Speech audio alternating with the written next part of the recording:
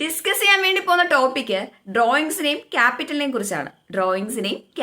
കുറിച്ചാണ്. എന്തുകൊണ്ട് ഒരു ഓണർ ബിസിനസ്സിലേക്ക് പൈസ ഇൻട്രൊഡ്യൂസ് ചെയ്യുമ്പോൾ അതിനെ ക്യാഷ് കോണ്ടാക്ട് ടു ക്യാപിറ്റൽ എന്ന് പറയുന്നു?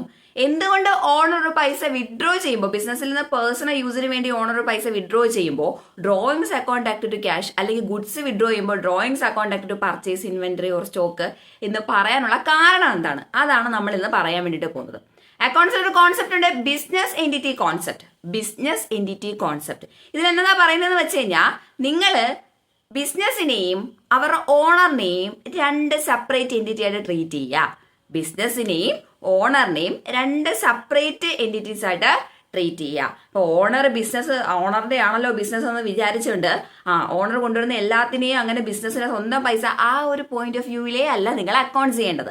അതുകൊണ്ടാണ് ഓണർ പൈസ കൊണ്ടുവരുമ്പോൾ ക്യാപിറ്റൽ എന്ന് പറയുന്നത് ഇപ്പോൾ ബിസിനസ് ഞാനിപ്പോൾ ഓൾറെഡി പറഞ്ഞു, ഓണർ സെപ്പറേറ്റ് എൻറ്റിറ്റി ആയിട്ട് ട്രീറ്റ് ചെയ്യണം, ബിസിനസ്സിനെ സെപ്പറേറ്റ് ആയിട്ട് ട്രീറ്റ് ചെയ്യണം.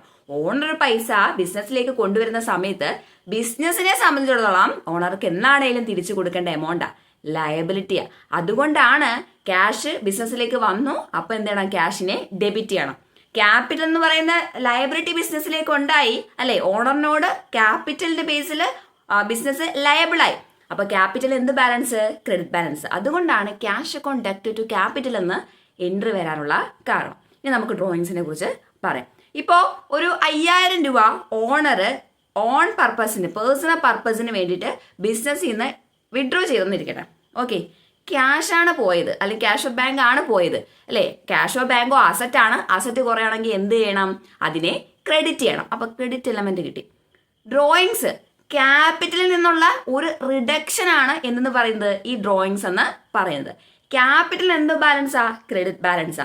അപ്പൊ ക്യാപിറ്റലിൽ നിന്ന് റിഡക്ഷൻ അക്കൗണ്ട് ആയിട്ടുള്ള ഈ ഡ്രോയിങ്സിന് എന്ത് ബാലൻസ് ആയിരിക്കും? ഡെബിറ്റ് ബാലൻസ് ആയിരിക്കും. അപ്പോൾ പൈസ പേഴ്സണൽ ആവശ്യത്തിന്, അവിടെ എടുത്തു പറയണം, പേഴ്സണൽ ആവശ്യത്തിന് വേണ്ടി വിഡ്രോ ചെയ്യുവാണെന്നുണ്ടെങ്കിൽ drawings account act to cash of bank എന്നാണ് എൻട്രി വരുന്നത്. ഇനി ഗുഡ്സ് ആണ് വിഡ്രോ ചെയ്യുന്നുണ്ടെങ്കിൽ നിങ്ങളുടെ പർച്ചേസ് അക്കൗണ്ടിൽ നിന്നോ ഇൻവെന്ററിയോ സ്റ്റോക്ക് ഈ അക്കൗണ്ടുകളിൽ നിന്ന് വേണം. ആ ക്യാഷിന് പകരം ഏത് അക്കൗണ്ടുകൾ കാണിക്കണം? Purchase or inventory or stock account വേണം നിങ്ങൾ എന്ത് ചെയ്യാൻ വേണ്ടിയിട്ട്? ക്രെഡിറ്റ് ചെയ്യാൻ വേണ്ടിയിട്ട്. അപ്പോൾ ഒരു ഗുഡ്സ് വിഡ്രോ ചെയ്യുന്ന സമയത്ത് ഡ്രോയിങ്സ് തന്നെയാണ്, അത് പേഴ്സണൽ യൂസിനാണെങ്കിൽ അത് എന്ത് തന്നെയാണ്? അത് ഡ്രോയിങ്സ് തന്നെയാണ്. ഡ്രോയിങ്സ് വരുന്നത് എന്താണ് എടുത്തോണ്ട് പോകുന്നത്? ക്യാഷ് അല്ല, അവിടെ ഗുഡ്സ് ആണ് എടുത്തോണ്ട് പോകുന്നത്. അപ്പോൾ drawings account act to purchase or inventory account or stock account എന്ന് പറയാൻ വേണ്ടിയിട്ട് സാധിക്കും.